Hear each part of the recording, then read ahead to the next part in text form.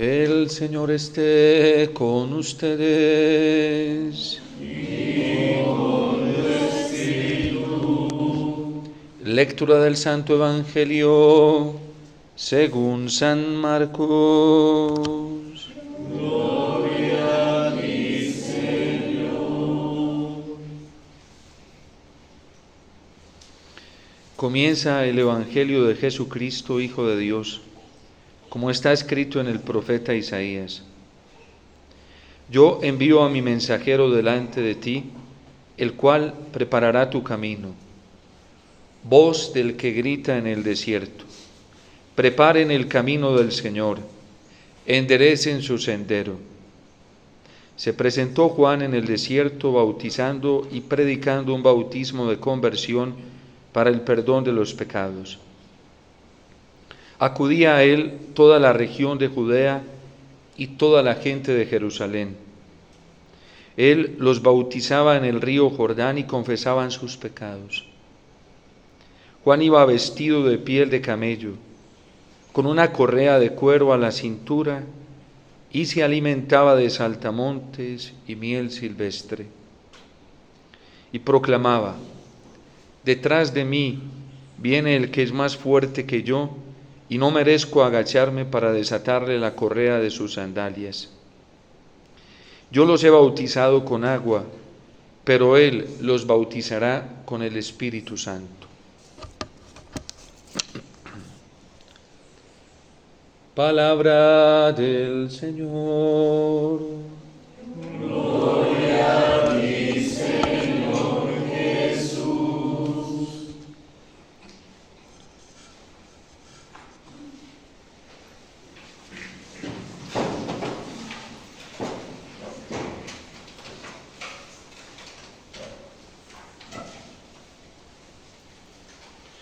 Nos propone la liturgia de la palabra hoy, dentro de todas las lecturas, la del profeta Isaías, que es un llamado al consuelo, un llamado a consolar a quienes han vivido la tribulación por ser fieles al Señor.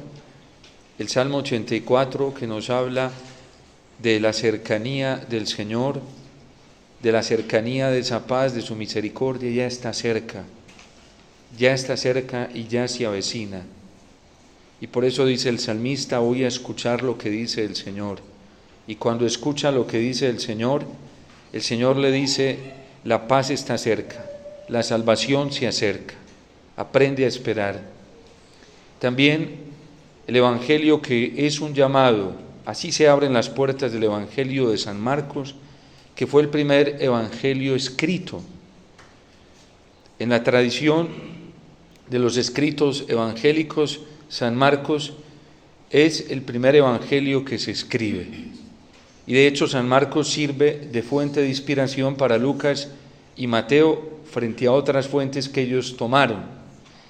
Y nos encontramos con la segunda carta del apóstol San Pedro, pero quiero tomarles desde la propuesta que nos hace la liturgia hoy, desde el capítulo 3 completo, para comprender mucho mejor lo que nos está diciendo el apóstol San Pedro y lo que nos quiere comunicar la liturgia de la palabra hoy, o más bien la Iglesia a través de la liturgia de la palabra. Empieza el capítulo 3 de la segunda carta del apóstol San Pedro diciendo esto: esta es ya, queridos, la segunda carta que les escribo. En ambas, con lo que les recuerdo, despierto en ustedes un recto criterio. Acuérdense de las predicciones de los santos profetas y del mandamiento de sus apóstoles, que es el mismo del Señor y Salvador. Sepan, ante todo, que en los últimos días vendrán hombres llenos de sarcasmo, guiados por sus propias pasiones, que dirán en son de burla: ¿dónde queda la promesa de la venida del Señor? Pues desde que murieron los padres, todo sigue como en el principio de la creación. Porque ignoran intencionadamente que hace tiempo existieron unos cielos y también una tierra surgida del agua y establecida entre las aguas por la palabra de Dios. Y que por esto el mundo de entonces pereció inundado por las aguas del diluvio, y que los cielos y la tierra presentes, por esa misma palabra, están reservados para el fuego y guardados hasta el día del juicio y la destrucción de los impíos. Mas una cosa no pueden ignorar, queridos, que ante el Señor un día es como 1000 años y 1000 años como un día. Aquí nos encontramos ya la parte que nos trae la liturgia de la palabra hoy, en el versículo 8. No se retrasa el Señor en el cumplimiento de la promesa, como algunos lo suponen, sino que usa de paciencia con ustedes, no queriendo que algunos perezcan, sino que todos lleguen a la conversión. Una de las cosas que genera la tribulación y la prueba es impaciencia. Sí, y la impaciencia nos lleva a cometer muchos errores, porque oramos desordenadamente, porque nos dejamos llevar por miedo, porque nos dejamos llevar por otras propuestas, otras alternativas que nos ofrecen para poder encontrar la paz, para poder encontrar la unidad, para poder llegar al amor tan anhelado que todos estamos buscando, para poder llegar a la libertad, para poder encontrar lo que toda la humanidad está buscando, todos los seres humanos estamos buscando y la iglesia misma está buscando. Pero en medio de esa búsqueda se presentan muchas dificultades y dentro de esas dificultades se presentan muchas alternativas y muchas ofertas. Y precisamente es lo que nos está queriendo decir la iglesia hoy a través de la palabra del Señor, que debemos tener paciencia. Y que debemos vivir esa paciencia perseverando en la verdad y no entregándonos a esos sarcasmos del error y de la mentira que nos ofrecen otras alternativas. La primera lectura es bellísima porque es un llamado a la esperanza grandísimo. Consuelen a mi pueblo, hablen al oído y al corazón de Jerusalén.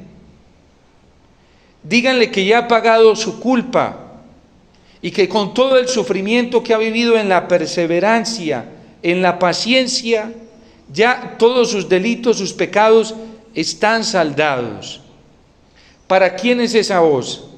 ¿Para quién es esa motivación? Para los que están luchando por no caer en el error, por no dejarse llevar impacientemente del desorden, de las pasiones, del miedo, sobre todo la pasión del miedo que nos lleva a cometer las estupideces más grandes y a cometer los errores más grandes por no saber esperar en el Señor. El tiempo de Adviento es bellísimo porque nos da como un pequeño vestigio, una pequeña demostración, pero bellísima, de que vale la pena sufrir por el Señor, de que vale la pena vivir toda tribulación, toda prueba, si estamos esperando la renovación de esta tierra y de los cielos que nosotros conocemos, porque todo será sometido al fuego y todo será sometido a la prueba. ¿Y qué quedará en pie? Quedará en pie quien verdaderamente haya tenido su mirada puesta en el Señor, quien verdaderamente haya dejado purificar su esperanza para saber que todo lo recibe del Señor y de nadie más, y lo recibe de su palabra. Pobres de aquellos que en medio del afán se dejan tentar por otras alternativas, como le está pasando a muchos católicos, que tontamente están vendiendo, apostatando de la verdad moral, de la verdad de los principios de fe, por buscar alternativas en políticos, en partidos políticos. Creen que ellos los van a salvar. Y eso está pasando no solamente en Colombia, sino sobre todo en Latinoamérica, porque Europa ya vivió esto. Y ya allá se definieron. La mayoría se definió no por Dios. Vivieron lo mismo que nosotros estamos viviendo. Europa está muy mal. Y eso es una ola que viene y la gente no se ha dado cuenta. Esto que nosotros estamos viviendo en estos países latinoamericanos con alternativas políticas, Europa ya lo vivió. Y ya están viviendo el resultado de un ateísmo al nivel más alto. Pero somos unos tontos, ciegos, por dejarnos llevar del afán, por dejarnos arrastrar del cansancio, por pensar solamente en nosotros y no pensar en la promesa de un cielo nuevo, de una tierra nueva, porque estamos viviendo nuestra fe católica al estilo protestante, donde creemos que se vive una auténtica relación con Dios cuando todo prospera, cuando hay éxito económico, cuando hay éxito en la fama, cuando todo el mundo es reconocido y aplaudido, y esa no es la vida cristiana que nos propuso el Señor. La vida cristiana que nos propuso el Señor es un camino paradójico en esta tierra, porque el cristiano más fiel es el que más va a ser tallado, pero es el que más va a ser fortalecido en su corazón. Es el que más va a ser confortado si sabe esperar con paciencia. La prueba de ello es Abraham. Desde que decidió seguir al Señor, no hubo un día que Abraham no fuera probado. Un hombre que lo tenía todo y lo chutaban a las patadas de los lugares, ¿sí? Y así se la pasó hasta el final, tanto que al final no tenía ni dónde enterrar a su mujer y tuvo que pedir allá en la tierra de Canaán, ¿sí?, que le vendieran un terruño, un trozo de tierra para poder enterrarla a ella, porque no tenía ni tierra para enterrarla. No tenía ni una tumba, no tenía ni hacienda. Y los cristianos somos unos tontos cuando nos dejamos engañar estúpidamente por alternativas que no vienen del Evangelio. La Gaudium et Spes en el numeral 19 ya nos ha hecho una advertencia de las formas de ateísmo que se van presentando dentro de la iglesia, para advertirnos que no nos podemos dejar engañar. Y la gente siguiendo falsos profetas por ahí, a ver dónde hay visionarios, dónde hay gente que recibe visiones, locuciones, para que le diga lo que la iglesia ya nos ha dicho. El problema es que no queremos escuchar, porque es tan grande nuestra necedad, nuestra soberbia, nuestra rebeldía, que a nosotros ya no nos importa la palabra del Señor. Nos importa la palabra que nos digan. Y San Pedro está advirtiendo, cuidado con los falsos profetas. Ustedes se leen la segunda carta del apóstol San Pedro completica, y es una advertencia que hace el primer papa. Cuídense de los falsos profetas que están dentro de nosotros. Cuídense de los falsos maestros que están dentro de nosotros. Cuídense de los falsos doctores que están dentro de nosotros. Pero es muy poca la gente que hoy quiere escuchar al Señor. Porque dentro de la iglesia hay varios evangelios.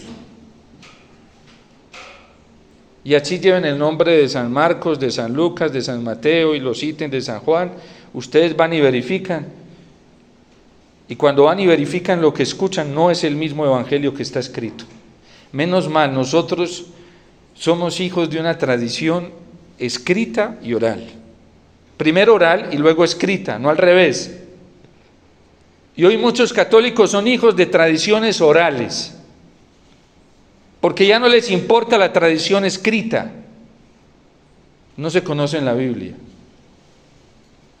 Uno ve a la gente ir a misa y le pregunta, ¿y qué te pareció la lectura de hoy, padre? Ni me acuerdo. Eso es horrible. Si no conocemos la palabra de Dios, por eso dice San Pedro, hacen bien en prestar atención a los profetas.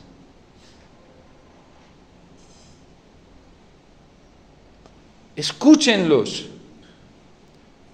¿Ustedes creen que la Virgen la pasó de vecindario en vecindario preguntando a ver dónde se aparecía, habían signos externos del cielo? Santa Teresita del Niño Jesús precisamente dice que la Virgen no tuvo esas cosas. ¿Cuál era su apoyo? La palabra de Dios. Ella no tenía otro apoyo más que la liturgia de Israel. ¿Y cuál era la liturgia de Israel? Pura composición sálmica, los salmos, con eso oraba. No se inventaba actos de piedad por allá raros, como los que están abochornando la conciencia de tantos católicos. Miren, hay grupos, movimientos laicales, y digo movimientos porque hay una gente envenenada que cree, yo no sé si son los únicos que existen en la iglesia, qué pesar, pobrecitos. Pero hay movimientos dentro de la iglesia, movimientos varios, que llevan en su práctica, en su predicación, una línea netamente protestante. Y para acabar de ajustar, hay sacerdotes que aprueban eso y que los aplauden, más vergonzoso todavía. Más vergonzoso.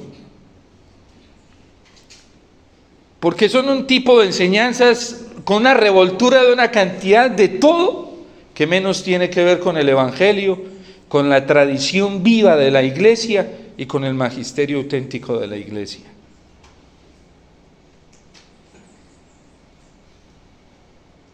No pueden ignorar, queridos, que ante el Señor un día es como 1000 años y 1000 años como un día.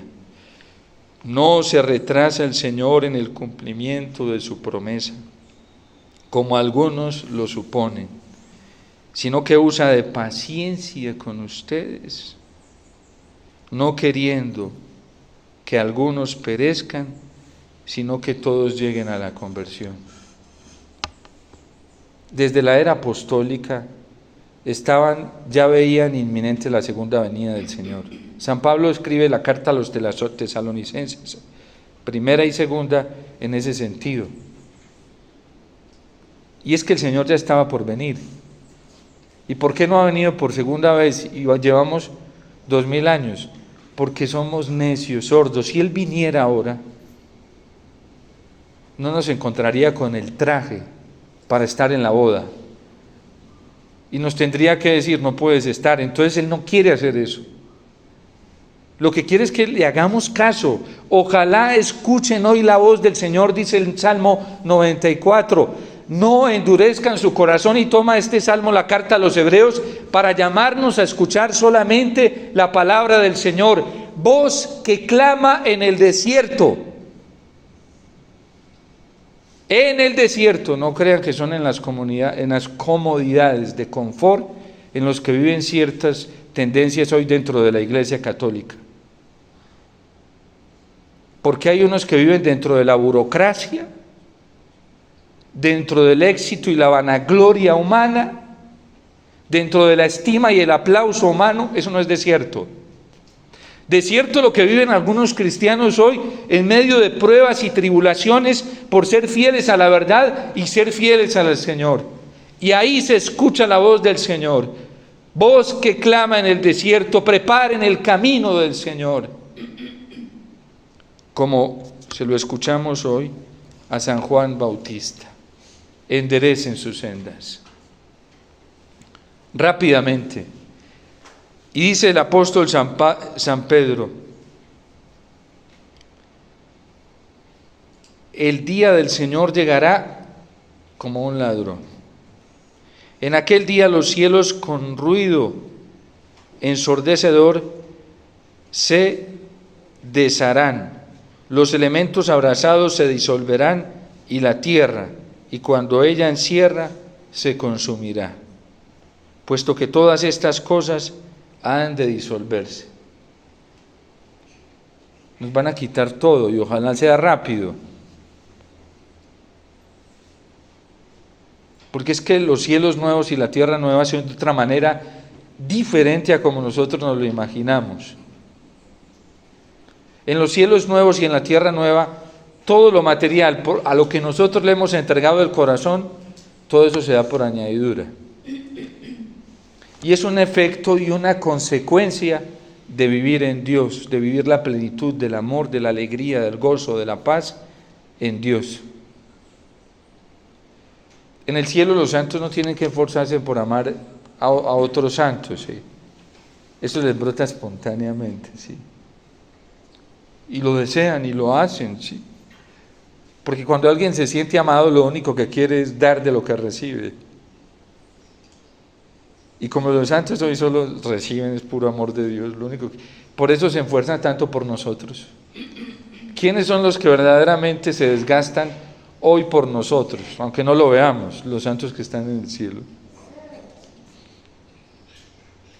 Porque lo único que quieren hacer ellos es lo mismo que reciben de Dios y lo que le ven hacer a Dios.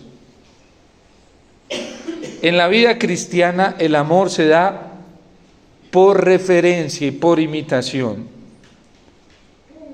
no por proselitismo, ¿sí? Entre más tú mires a Dios, más ganas te da de ser como es Él. A los ángeles Dios no los tiene que forzar a que vengan y trabajen. Ellos ven a Dios Padre amar tanto que quieren hacer lo mismo que Él hace.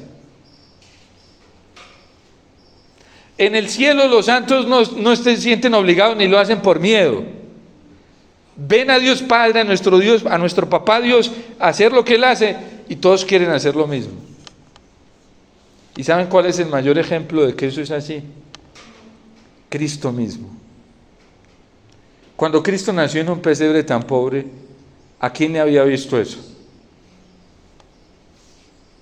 ¿A quién le había visto Cristo eso? ¿Al Padre? ¿Por qué el diablo no pudo? Porque esas cosas no le gustaban al diablo.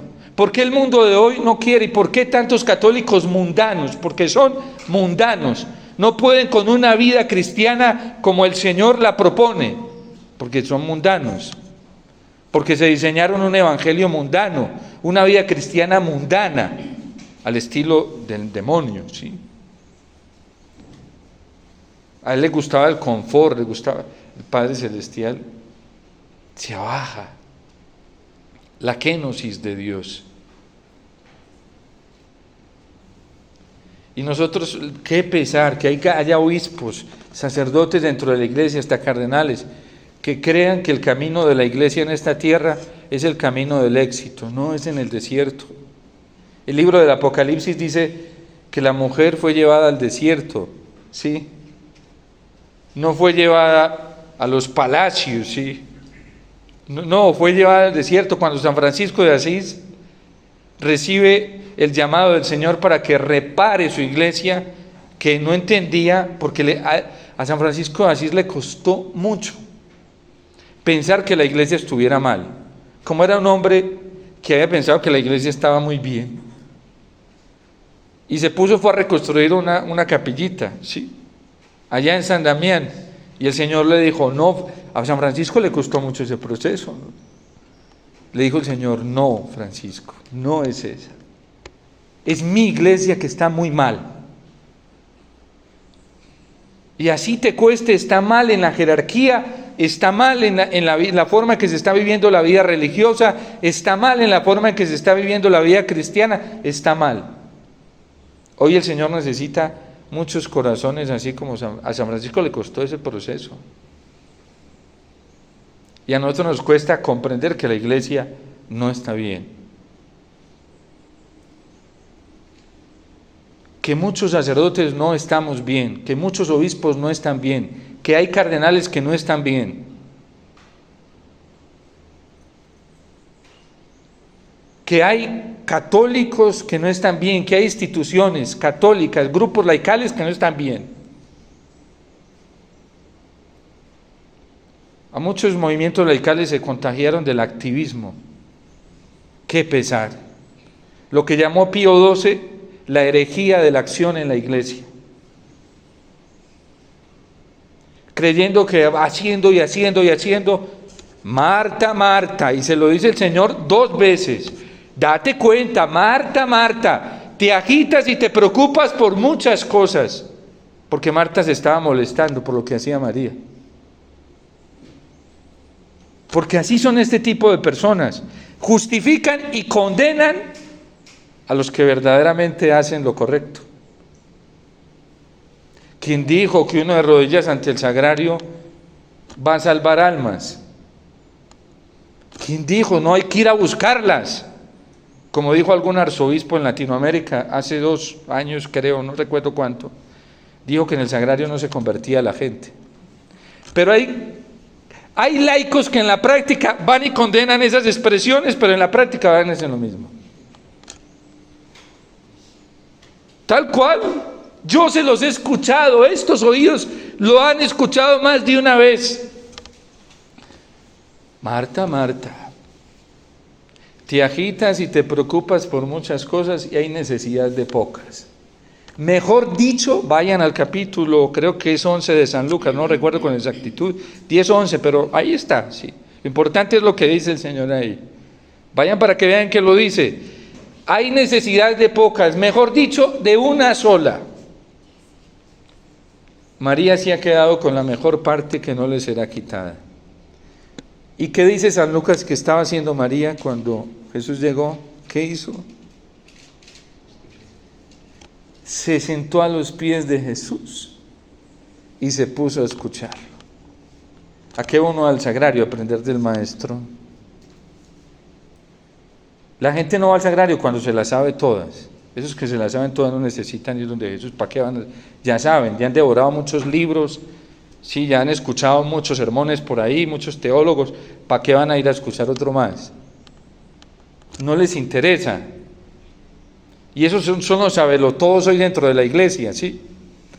Esos son los sabelotodos, esos son los apóstoles de los últimos tiempos. Así se catalogan. Somos los apóstoles de los últimos tiempos a través de los cuales el Señor va a salvar a la iglesia. ¿Sí? Qué pesar. Tan engañados. Y hasta hacen la mímica, ¿sí? San Luis María Griñón Fora. Con un rosario en la mano, con un Cristo en el otro, y creen que eso es así. No, hermanos, no seamos tan tontos. Esto es a punta de fe, estando a los pies del Señor. Pero vuelvo y digo, la estupidez es una ceguera. La estupidez es una anulación de la razón. La estupidez es un embotamiento. Y así hay gente dentro de la Iglesia Católica que perdieron ya todo juicio. Como los llama las lecturas sapienciales, libro de la sabiduría, eclesiástico, los salmos, los necios. Y si tenemos de eso, que yo lo puedo tener, tenemos que pedirle al Señor que nos ayude a enderezarnos. Es hora de enderezarnos, de saber que cómo se transforma el mundo a los pies del Señor, rogándole a Él. Porque el Padre a nadie más le dio esa autoridad, a nadie más. Se la dio solo a nuestro Señor Jesucristo. Filipenses 2, del 5 al 11. Eso por si tienen duda, claro que es que como no les interesa la palabra del Señor a algunos, ¿sí? Pero dice, ¿cómo fue que Cristo, San Pablo lo dice bellísimamente ahí en Filipenses 2, del 1 al 11, sobre todo el versículo 5. ¿Cómo fue que llegó a esa exaltación? Se anonadó a sí mismo. Nos dijo, tengan ustedes los mismos sentimientos que estuvieron en Cristo Jesús. San Pablo le dijo a los filipenses, vea, ustedes me quieren hacer sentir feliz a mí. Ustedes me quieren hacer sentir pleno, porque el filipenses lo quería mucho a él. Esa comunidad quiso mucho a San Pablo. Ustedes me quieren dar una alegría. Tengan los mismos sentimientos, tengan un mismo modo de pensar.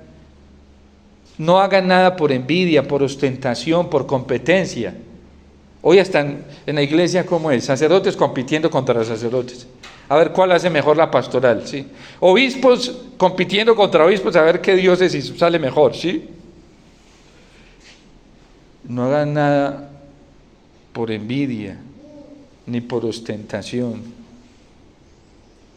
Laicos peleando entre movimientos laicales a ver quién hace más, ¿sí? ¿Quién puede más? Eso es como una competencia de poder, ¿sí? A ver quién hoy se van exhibiendo, ¿sí?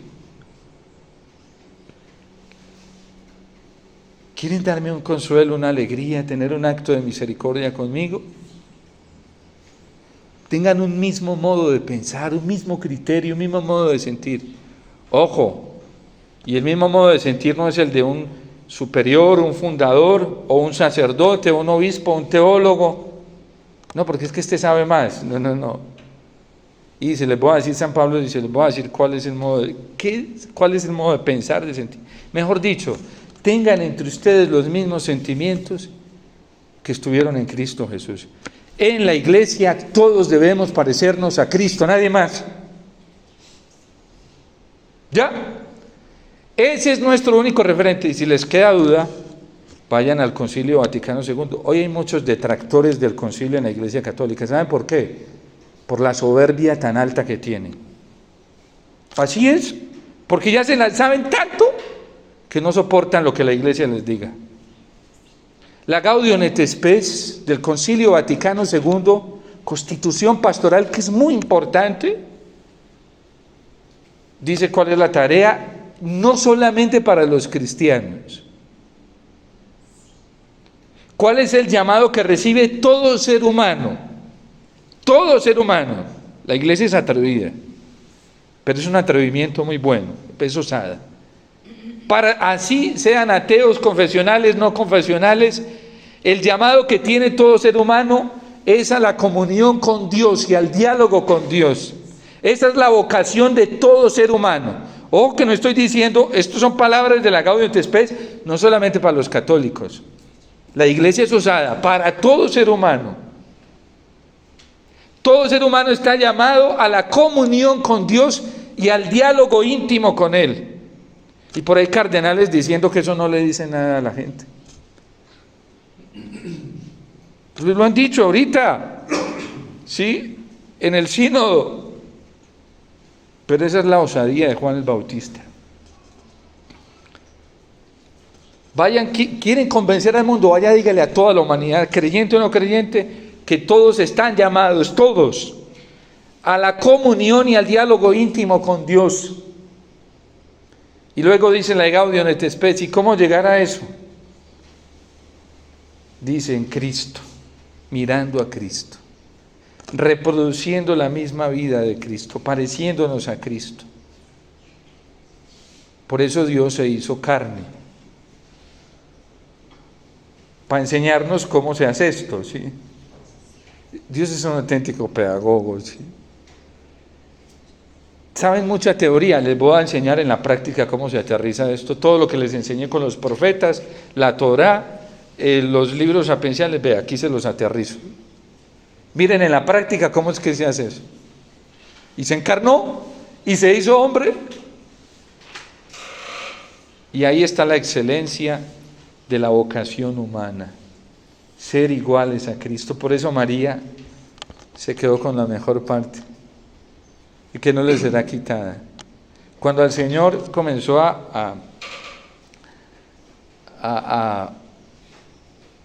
se me fue la palabra, cuando el Señor comenzó a ser más claro con su discurso, la gente se le comenzó a ir.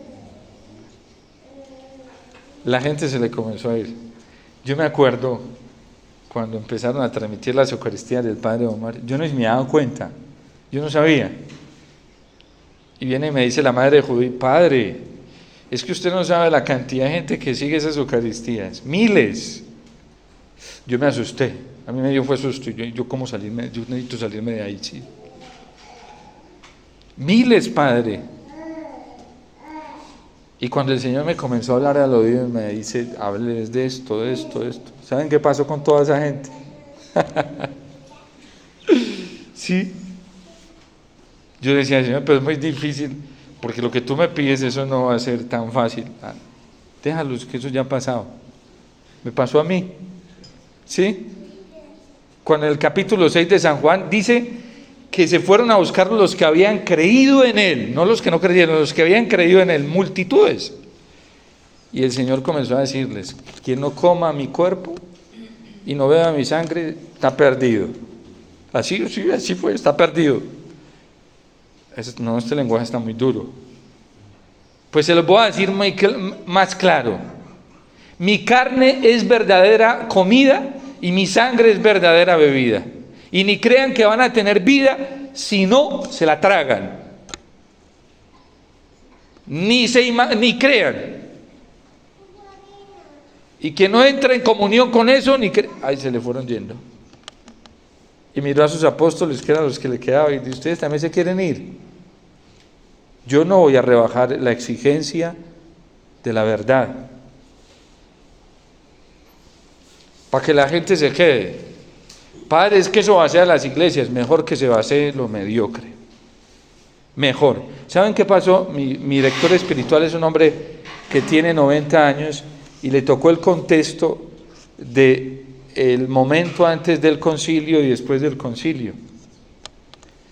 Es un hombre, siempre lo he visto, siempre, con su vestimenta negrita, su saquito, hermano, nunca lo veo sin el saco, su clériman, siempre. 19 años hace que me acompaña, hace casi 19 años, siempre lo he visto. Me dice: mijito, el concilio fue la sacudida de un árbol. Lo sacudieron, ya le tocó ver eso.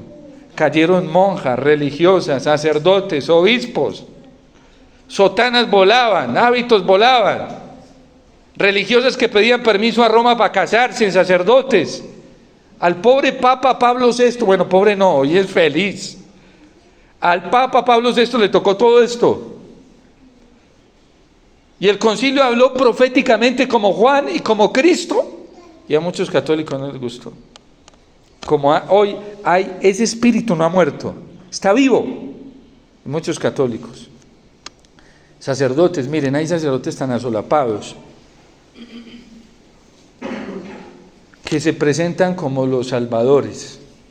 Ellos no son, ninguno de nosotros es el Salvador, es Cristo. Y usted no los ve citar el Concilio Vaticano II para nada, pero dicen que son fieles a la verdad y a la doctrina. No vayan detrás de ellos, cuidado. Y les cita, y dicen que el Papa Benedicto era así, falso.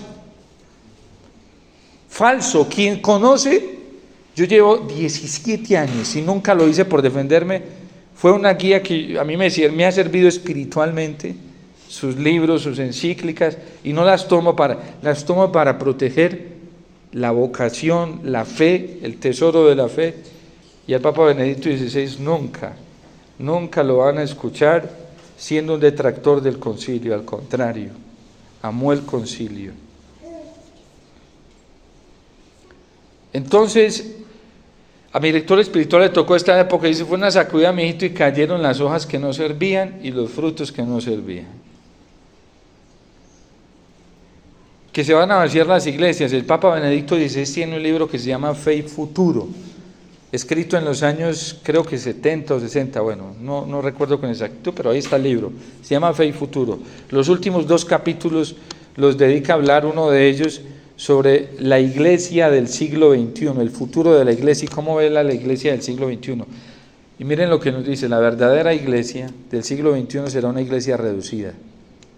No será la iglesia de los grandes edificios, no será la iglesia popular de los de derecha y de izquierda, ni del ámbito político, para que ustedes se den cuenta cómo pensaba él. Vayan, verifíquenlo, ahí está ese libro, Fe y Futuro se llama, ahí lo dice. Y eso fue una verdad que él siempre sostuvo hasta el final, hasta que se murió, incluso hasta después de su muerte, porque fue tan profeta que dejó un libro escrito y dio la orden que no lo fueran a publicar hasta que después de su muerte, para que nos diéramos cuenta que no tuvo cambio en todo lo que pensó y lo que siempre defendió, lo mismo. En ese libro póstumo sintetiza todo lo que él dijo y no se retracta de nada.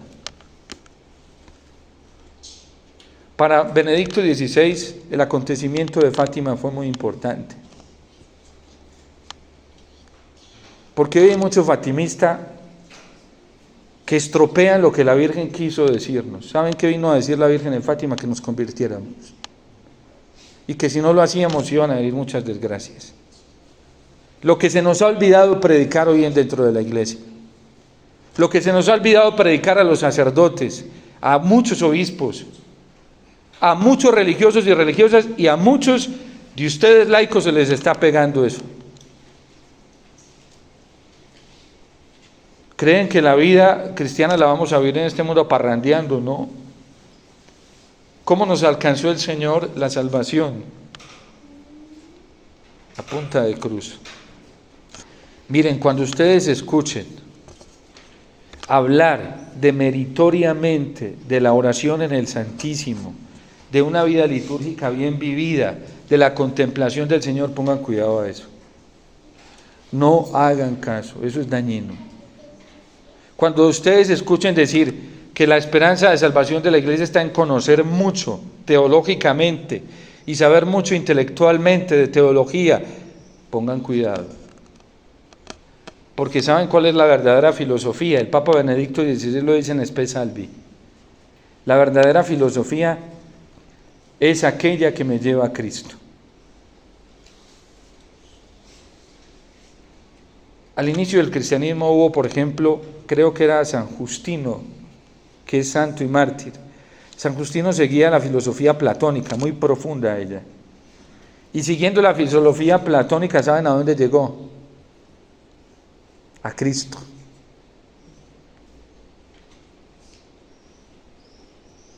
A Cristo. Porque buscaba la verdad rectamente. ¿Sí? Y empezó un camino racional y dijo: yo, de todos los filósofos que conozco, este es el más coherente, aunque tenga algunos baches. Platón tenía baches. Tanto que su discípulo Aristóteles fue formado por Platón. Cuando comenzó a buscar la verdad, además dijo: mi maestro fue un maestro muy bueno, pero tiene unos baches.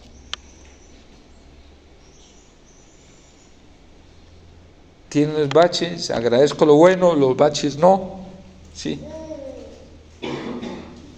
Y San Justino terminó llegando a Cristo.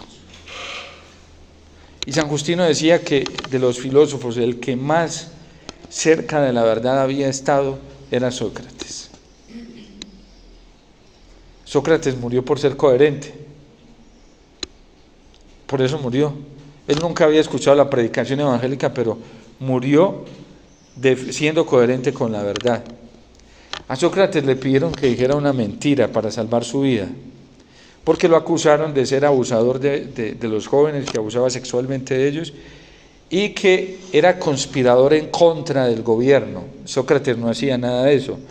¿Qué hacía Sócrates? Les enseñaba la verdad a los jóvenes, y cuando les enseñaba a parir la verdad, ellos se daban cuenta de los errores. Y entonces decía: ay, mira, todo lo que yo había creído como verdad no era. Y entonces muchos iban a corregir a sus papás, a sus maestros e incluso a sus superiores, porque les decían: esto no está bien.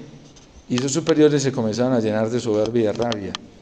Y dijeron: Sócrates está sembrando cizaña, está dividiendo el gobierno, está dividiendo el Estado, está dividiendo la ciudad, porque eso lo está haciendo es él. Y lo metieron preso. Pero como no encontraban de qué acusarlo, le inventaron unas calumnias. Entonces le inventaron la calumnia de que pervertía a los jóvenes y que estaba sembrando rebeldía y división contra la política. Y Sócrates no era así. Simplemente daba puntos críticos para que la gente se diera cuenta qué debía coger y qué no debía escoger. Y cuando la gente se daba cuenta, pues claro, esos son unos rebeldes. Y entonces a Sócrates lo acusan, y antes de aplicarle la cicuta, que era una forma de pena, en esos momentos le dicen: pues diga que usted ha hecho eso. Y ya, y no lo matamos. Y dice: no, es que si yo lo digo, ofendo la verdad. No soy coherente con la verdad. No soy coherente con ella. Es lo que se llama la apología de Sócrates, y muestran en eso. No soy, yo tengo que ser, y yo no he hecho eso, y yo sí defiendo la verdad, y la voy a defender hasta el final. Y si la verdad denuncia injusticias, pues ahí está. Al que le caiga, pues ese es el que tiene que examinarse. ¿Cómo está? Y entonces, como a algunos les fastidiaba esa verdad, más bien se lavaron las manos y hay que aniquilar todo profeta de la verdad, y mataron a Sócrates. Entonces San Justino decía que Sócrates había muerto de una forma muy coherente con la verdad. Por eso la Lumen Gentium dice una cosa muy bonita. Dice: ¿quiénes se salvan? Todos los que hagan la voluntad de Dios. Y algunos la hacen sin darse cuenta que la hacen, porque son tan coherentes con la verdad que viven conforme al Evangelio. Hay gente que no está dentro de la iglesia. Yo conozco gente de esa, que vive los valores cristianos mejor que nosotros, porque quieren vivir bien humanamente. Y por eso no creen en muchos de nosotros. Porque nos ven como unos... Una vez me decía alguien, padre, qué payasada. Yo tengo amigos así, que no creen. Pues no son confesionales, pero yo por dentro digo, estos creen más que... Son consecuentes. Y estos tarde que temprano son los que van a terminar llegando a la iglesia y amando verdaderamente al Señor.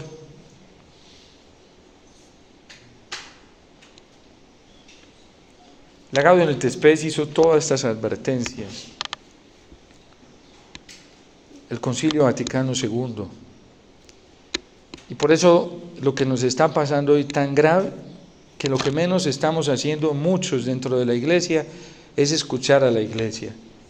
¿Y qué nos dice la iglesia? Por favor, hagan lo de María. Que María se quedó con la mejor parte que no le será quitada.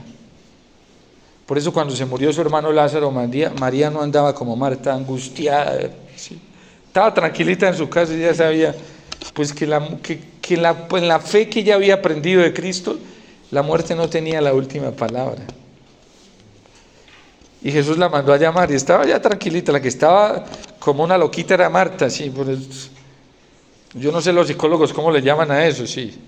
Un pánico, bueno, escénico, todo eso que hacen, sí. Neurótica, todo eso que diagnostican hoy, sí. Y para acabar de abusar llega Jesús y dice, quiten la piedra. Dice, no, Señor, ya lleva 4 días, huele mal. Marta, ¿no te he dicho que si crees verás la gloria de Dios? ¿Qué te pasa? Sí. El problema que estamos teniendo hoy en la iglesia es el problema que tuvieron nuestros primeros padres cuando cayeron.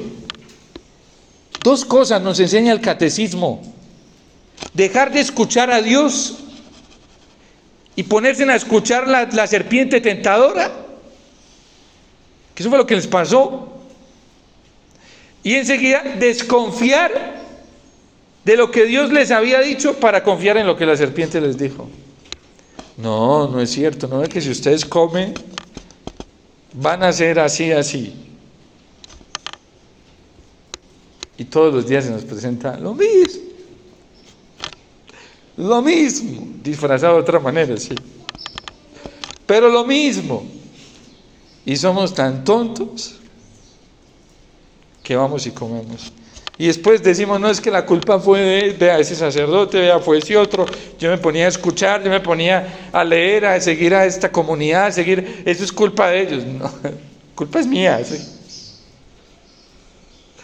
El problema que vive nuestra iglesia hoy no es un problema que está allá arriba, sí está, pero es un problema más serio, es un problema de cada creyente, que no sabe cómo actuar frente a lo que está pasando. ¿Ustedes creen que hayan cardenales desconchinflados? Siempre los ha habido. Hasta papas. Hemos tenido en la historia de la iglesia que se han equivocado. Que haya obispos desconchinflados que lleven a la grey por donde no es, que haya sacerdotes. Siempre ha habido. Y los hay hoy, no van a faltar, porque en el mismo campo que es la iglesia va a seguir creciendo el trigo y la cizaña juntas. Vayan al Evangelio para que vean que no es mentira. Y vayan al catecismo cuando habla de esta realidad para que vean que el magisterio de la iglesia es clarísimo. En la misma red, porque así lo trae el concilio, la Lumen Gentium dice que la iglesia es una red. La Lumen Gentium, vayan allá, no se pongan a escuchar por ahí. Miren, y se queden con lo que yo les digo, vayan y rectifiquen. Antes me ayudan, sí. La red, la misma red que es la iglesia, recoge de todo. ¿Qué quiere decir? Que dentro de esa red hay cosas buenas, hay peces buenos, así, peces cristianos buenos y cristianos perversos. Mire lo bonito, pandemia fue un acto providente del Señor. Uno ilusionado con el fervor por la Eucaristía y las manos juntas y los ojos blanqueados y las rodillas y todo, y la Eucaristía es lo más grande y todo antes de la pandemia. ¿Sí? Vino pandemia y cogió el Señor y dijo, bueno, prepárense porque yo les voy a mostrar la verdad. Va a salir a la luz todo. Y quita el vestido del Señor. Vean, esta es la verdad. ¿Qué apareció? Cristianos que verdaderamente, católicos que no amaban la Eucaristía. Que no les importó más su propia salud que la Eucaristía. ¿Sí? Les importó seguir doctrinas raras y extrañas. Padre, porque es que viene de gente que sabe, ¿sí? Que la misma Eucaristía. El Señor quitó, y nos hizo el favor y quitó el vestido para que y eso traumatizó a más de uno. Sí. Padre, pero ¿por qué usted piensa así? Sí. Ajá, y el vestido lo van a seguir quitando. Vinieron elecciones en Colombia presidenciales y dijo el Señor, prepárese porque va a quitar el vestido lo que le dice Simeón a la Virgen. Van a salir a la luz las intenciones de muchos corazones porque se van a quitar los disfraces. El Papa Benedicto XVI en una intervención decía, cuando saquen al cristiano de cartera, sabremos quién es un creyente verdadero. Ustedes saben cómo era la plaza de San Pedro para las audiencias de Benedicto XVI. A explotar, más que a Juan Pablo II y más que al Papa Francisco. A Benedicto XVI lo iba a escuchar a Plaza de San Pedro multitudes. Y le pregunta a su biógrafo oficial, ¿usted qué piensa de eso, Santo Padre? Y dice, falta ver quiénes de todos esos son verdaderos creyentes. El Papa Benedicto XVI no era un hombre que se dejaba llevar de apariencias. Y el cristiano que vive en la verdad tiene un olfato superior al de los perros. ¿Sí? Porque Dios lo da. Yo me acuerdo de un sacerdote que yo conozco, un hombre impresionante. Llega alguien y le dice, ¿cómo estás, hermanito? Bien. Y entonces lo mira y le dice, tú sabes que a mí me dieron un olfato superior que al del pastor alemán. Y se asustó esa persona y se fue. Yo conocí a esa persona y este padre no lo conoce. Y se dio cuenta. Porque no todo, en la iglesia no todo lo que brilla es oro. Y me dice a mí, hermanito, vámonos. ¿Sí? Cuando uno ve que el error está ahí y que hay gente ensañada en el error, corra. ¿Para qué se queda ahí? No se quede ahí. Quédese con el Señor, con la Virgen, en la iglesia. Sí, pero no haga el esfuerzo de tratar de justificar, ay, de pronto es que es por esto. No, si el que está en un error está en un error y ya. Dígale, con amor, vea. Y si se pone muy bravo, no pierda tiempo.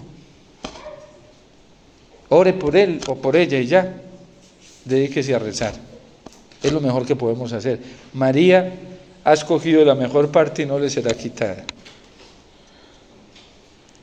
Entonces, la Virgen, que es un ejemplo después de Cristo, nuestro ejemplo más inmediato,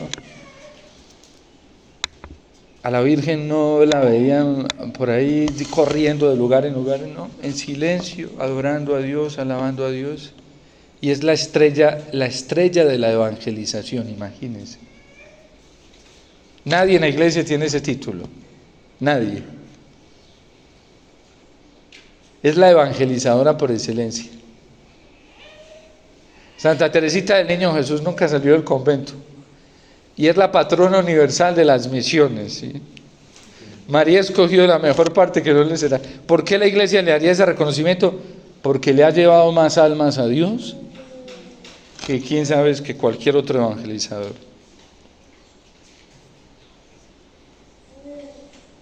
San Francisco así fue grande, pero no es patrón universal de las misiones.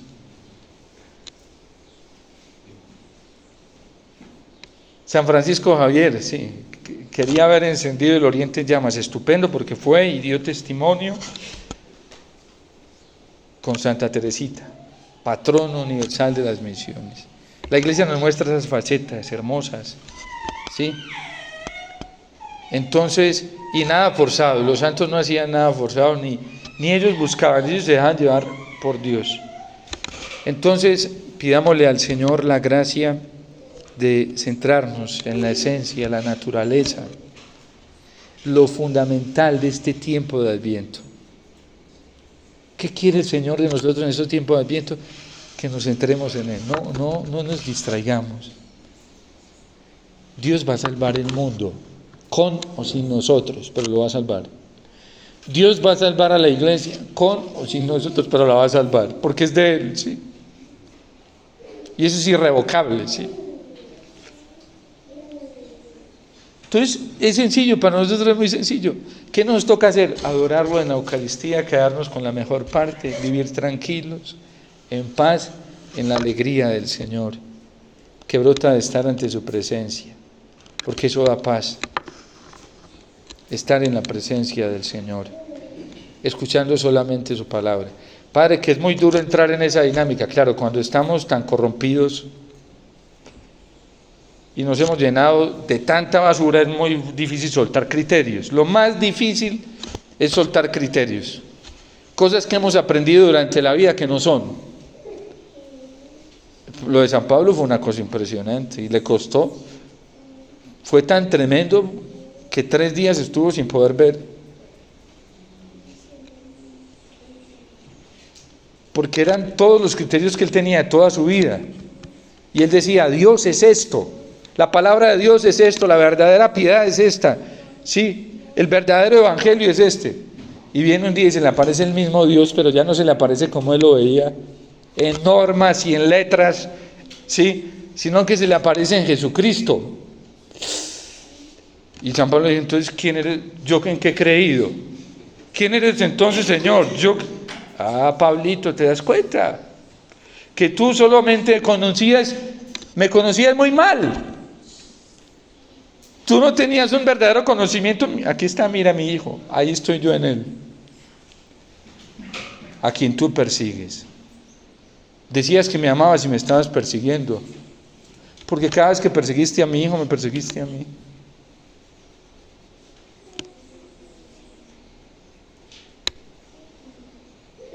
Así es. Y a San Pablo se quedó encandelillado con eso. No podía verlo, tuvieron que coger de la mano y llevarlo, arrastrarlo 3 días. Y para acabar de ajustarlo, ¿sabe a dónde lo mandó el Señor? Donde otro cristiano de los que él perseguía, para que fuera bien humillante.